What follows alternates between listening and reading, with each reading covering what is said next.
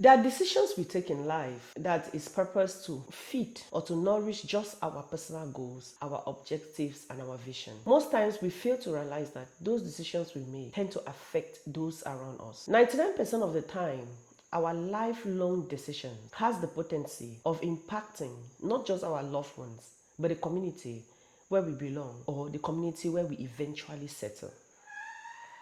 Hence is the case with marriage. Have you ever sit down to think that the person or the choice of partner you're making has the potency of affecting not just you, but everybody around you? Think of the fact that that decision can change the route of your goal and objective, of redefining your destiny, redefining your journey. Hi, welcome to Faith and Love with William. I remain your host, William Michael Edowo, and today we are going to be delving into a very serious topic, the contract called marriage. If you are visiting this page for the first time, please do not forget to like, share, and subscribe.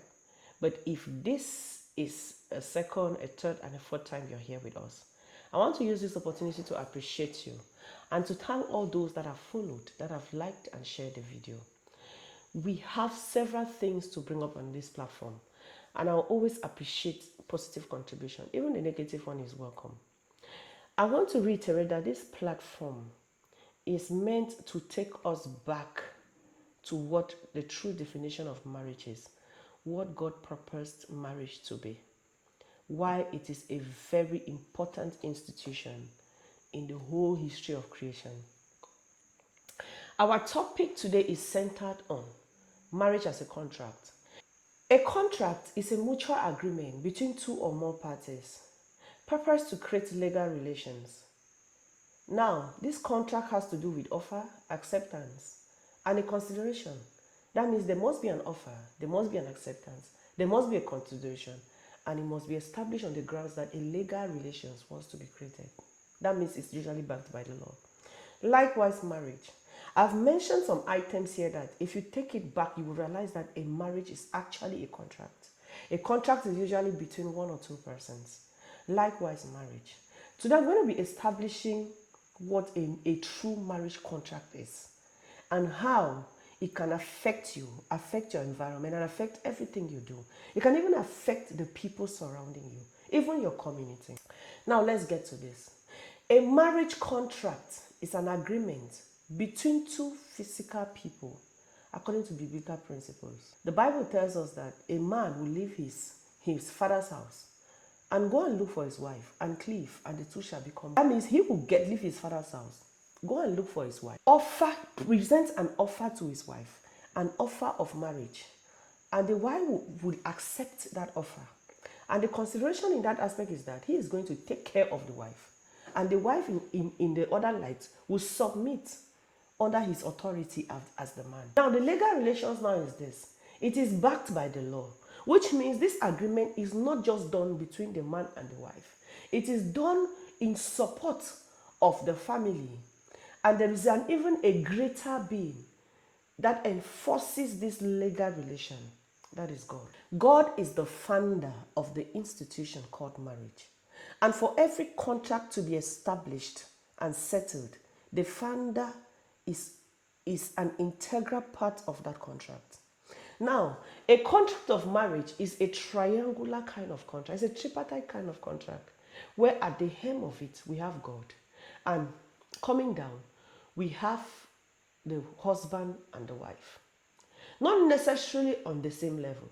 Now we have God, we have the husband, we have the wife. The husband submits unto God, and the wife submits unto the husband as unto the church. Aside from the methodology, he has given you the idea that a marriage contract is not just an ordinary contract. A marriage contract is purpose not just to create a family, but to create a lineage, to create a nation, to create a community. That is why he says, he that finds. If you look at the book of Proverbs, the instruction is this: you go out to find. He that finds a wife. If you look at the book of Proverbs 18 verse 22, it talks about he that finds a wife. If you can successfully find a wife, that means you've found one person that will formulate that contract of creating a community, of creating a nation, of creating a state. Hence, it is not something you just wake up from the blue and make a decision to settle down with somebody.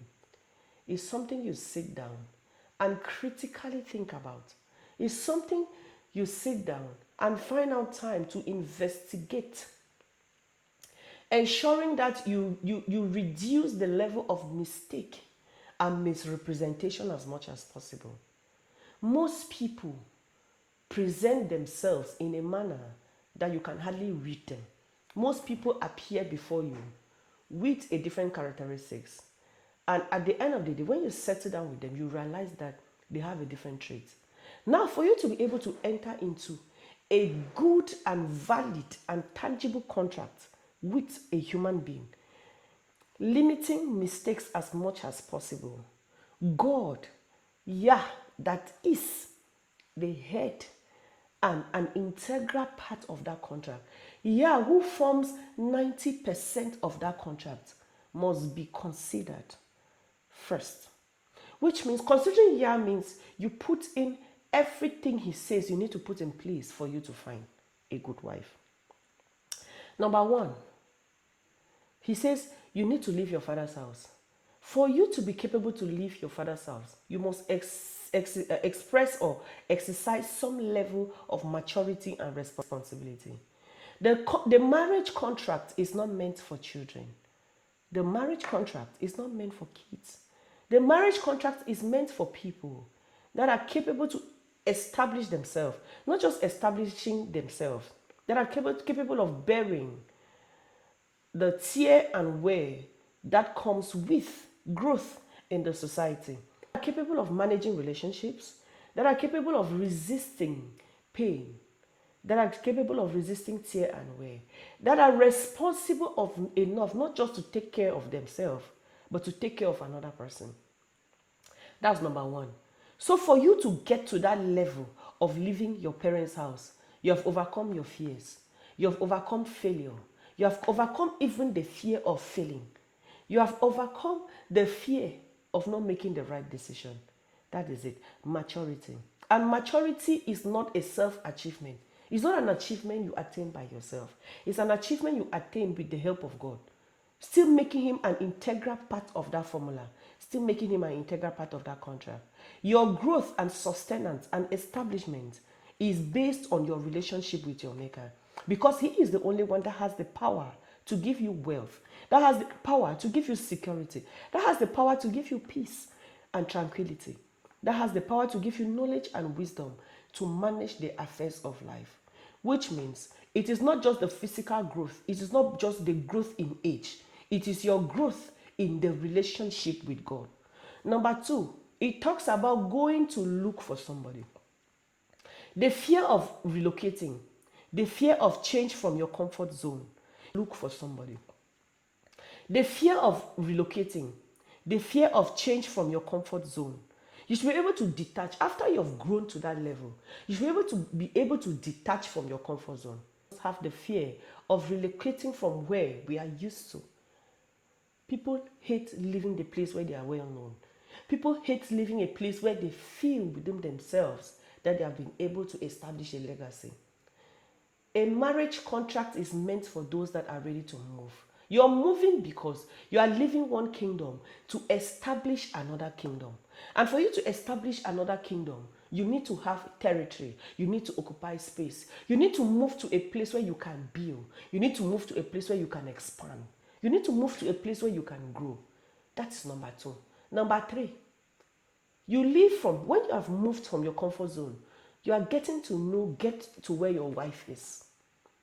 Now, finding a wife. To find a wife is another critical responsibility in a marriage contract. In order for you to find, you need patience. You need long suffering. You need knowledge. It is not about the beautiful face. There is a lot of misconception about what a true relationship is. It's about compatibility. A lot of marriages fail because it is plagued by a lot of mistakes, misconception, and misrepresentation. That is why we have a lot of unfinished contracts. That is why we have a lot of contracts that is being terminated. It's being truncated at an immature state. Now, for you to be able to find, you must exercise some level of maturity and patience. This is not for kids, like I said earlier. It is for people that have grown and are ready, not just to accept criticism, are ready to work under the leadership of the one that owns 99% share of that contract. We as human beings, we are just like 10% or 1% of the entire contract. The contract itself is owned by God. God is the manager of that institution. And he's just bringing out a little portion of it and saying, okay, my son, my daughter, this is a beautiful thing I have, and I want you to partake in it. But there is one thing you have to do. Husband, you have to be a leader. Wife, you have to humble, because I want you to be a helper to this husband. You're going to help this husband to create a kingdom. You're helping this husband to establish a state. You're helping this husband to establish a community. You're helping this husband to establish a nation. I want to expand and cover the territories and cover the land I created. That is God talking to you. He has created so many beautiful things, and he needs leadership and control over these things. Now he wants Mr. A and Mrs. B to move probably to the extreme end of the universe, to establish a kingdom there, to cater for the things around that area. Hence a marriage contract. So for you to just wake up and think you can just pick anything on the roadside, probably because it has a shape of an imagination of something you had in your head, it is wrong. Those are some of those terms of contract that makes it impossible for you to have that potential of territorial growth, aggrandizement, and conquer. You can't conquer a territory if your backup is not aligning with you. You can't use a traitor as a backup for your war mission. Do you understand me? If the person that is standing with you on this journey of territorial occupation, expansion, increase, is not aligning with you, you can't conquer. You can't go anywhere. That is why you need to sit down and ask yourself, this territory I'm about to conquer, who is the right person for me to take along in order to limit mistake? This right person is not determined by their beautiful faces. It's not even determined by the fact that they have a nice shape, they have a big ass, or they are black or they are fair. It's not determined by that. It's determined by the purpose put in them, the mission and the vision. If the mission of the man aligns with the vision of, or the mission of the woman, or the vision of the man aligns with the vision of the woman, then you are headed towards occupation and conquering and dominating. And let me tell you something. You cannot know that if you haven't had a foundation as a man with God. Yah is the only one that will give you that foundation, whether you like it or not. He's the one in charge of everything. He created everything. You are just a percentage of it. So for you to think separating yourself from him will help you, you're wasting your time. Or for you to think you can make it without him, you're still wasting your time. We rush into marriage contracts without consulting him. I did not say consult your pastor, please. I did not say consult your elder. No. It is a responsibility between you and God, which means before you enter a marriage contract, one of the most primary requirements, which is the one I earlier mentioned, is growth. And that growth is not the physical growth. It's the growth and maturity you have established by creating and managing and nourishing a relationship with God himself. So when you have nourished this relationship, he will guide your footsteps, because he said he's going to give you wisdom. If you fear him, he gives you wisdom. He will give you knowledge. He will nourish your footsteps and lead you to the right direction, where you will be able to find that person, that helper you will be able to find. Now you have successfully gotten the backup. As God at the head, you have the helper. There is nothing stopping you from building a nation. There is nothing stopping you from conquering, from occupying and taking over. There is nothing stopping you except yourself. Finally, you found the person and you have asked this person. Let me tell you something. When you find this person that you're ready to build this thing with, there is no how the person will say no. He will not say no. You have found this person, you have brought it back to Yah himself. And when you bring this person back to Yah himself, you are entering into the final stage of the contract. That is the union between you, the wife, and God. The union between you, the man, the wife, and God. Every other person is a witness to that union. But let me tell you, God is not a witness to that union. God is a part of that union. A witness. Your parents are witnesses.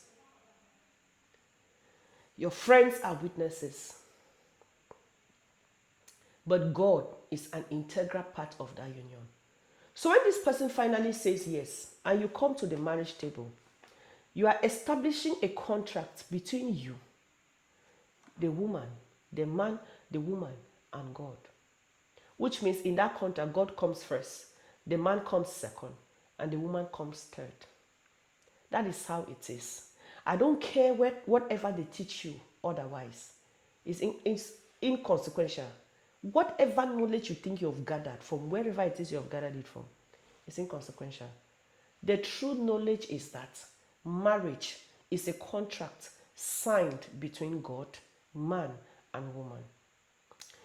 Now, you will not like to be that person that will enter into a contract with God and you will not keep it. That is where the problem comes from. The contract is this. I'm entering into a contract with this person to take care of a particular part of the garden. God has created the universe. That is his garden. He has created my husband and he has created me. And he has brought me together with my husband to formulate a community that will be in charge of taking care of a particular area of that universe. That is what marriage is. Now, that particular area can be a community founded by you, generational. When God is at the center of that community, you will rule and reign. You will dominate, whether you like it or not. Deuteronomy 28 from verse 1. You realize the things that will come as a benefit of that contract you signed with him. Blessed shall you be, and cursed shall you be. There is blessed shall you be if you hearken diligently, and cursed shall you be. In that contract, God is standing there to bring out the blessing. And your responsibility is to hearken. And what are you hearkening to? His instructions, which formulates terms of that contract. Most times we breach the contracts most marriages are failing because we have used our hands to breach the contract. We have breached the contract in words, in thoughts, and in action. In a marriage contract, the responsibility of a man is to cater for his family. And the responsibility of the woman is to be a wife. You will take care of expanding the clan you are about to create. That clan is by taking care of the children. Number one, the woman, you will create those children with the help of your husband. You birth those children. When you birth them, you will sit down and raise them. While the man goes out and conquers more territory and bring in food to feed the clan members. In this whole scenario, what is God's job? God's job is just that when you hearken to his principles and key, he will enable your journey. He will make it easier and simple. Whatever thing you want to achieve, you will definitely achieve it if you hearken to God's word and keep his commandments. You're not just going to grow and expand. You're going to dominate. You're going to conquer. Every step of the way you take, your foot shall be established. Your footprints shall be written in the sands of time. The territory will be printed with your name boldly. You will conquer land, you will conquer territories. You will rule and reign if you hearken. The question comes from how many of us have successfully achieved what the purpose of marriage is? We haven't. Why? Because we breached the contract even before we start it. We breach the contract even before we establish it. When we enter into a marriage contract, our bodies as husband and wife is turned and transformed into one. Which means the principle of the first and most important commandment, thou shalt love the Lord your God with all your heart, with all your mind, and with all your soul. And the second, thou will love your neighbor as yourself, becomes the primary principle governing that marriage. Number one, you first of all love and respect the first person in that contract, which is God. You will love him with all your heart, with all your mind, and with all your soul. And then number two, you will love your neighbor as yourself. That your neighbor is your husband or your wife. Which means if you cannot love God, you are incapable of loving your neighbor as yourself. Why? Because in loving is in giving. If you can't love God, you will not be able to provide for your wife. And your wife will not be able to bear children and raise them in the fear of God. So automatically, the terms of that contract is truncated. So for you to be able to succeed in that contract of marriage, God is supposed to be the primary current, like the first source of your love. The first place where you show love is to God. And you're showing him that love in the absence of the scrutinizing eyes of your partner.